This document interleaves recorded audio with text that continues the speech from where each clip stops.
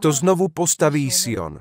Pozrime sa na kniha Žalmov kapitola 102, verš 17. Pretože Hospodin znova vystavia, čo Boh postaví.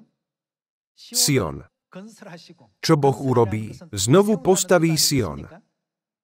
Pozorne preskúmajme význam slova vystavia Sion znova. Znamená to, že to nie je počiatočné ustanovenie, ale obnovenie Siona, ktorý bol kedysi zničený. Anglická Biblia jasne zaznamenáva slovo rebuild. Nie je predpona použitá s významom znova na označenie opakovania. Sion bol kedysi založený, ale bol zničený sériou udalostí. Napriek tomu Boh znovu založí Sion. Preto Biblia zaznamenáva: Hospodin znova vystavia Sion. Je napísané, pretože Hospodin znova vystavia Sion a ukáže sa vo svojej sláve. Potom z prorockého hľadiska len kto môže znovu vybudovať Sion. Predpokladajme, že to bola časť scenára pre drámu alebo film.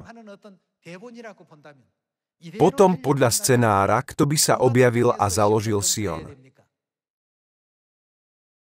Samotná Biblia je kniha proroctva. Všetko by malo byť splnené podľa tohto. Preto, aby sa splnilo toto proroctvo, Boh musí prísť a znovu vybudovať Sion.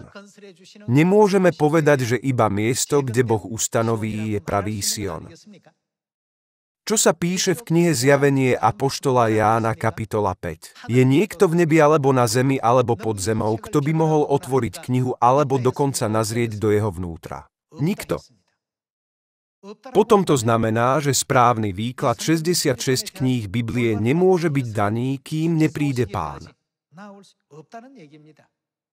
Bez ohľadu na to, koľko učencov Biblie prichádza s rôznymi teóriami a zakladá najrôznejšie systémy, nikdy nemôžeme byť spasení ich teóriami alebo systémami. Musí to byť v súlade s Božou vôľou.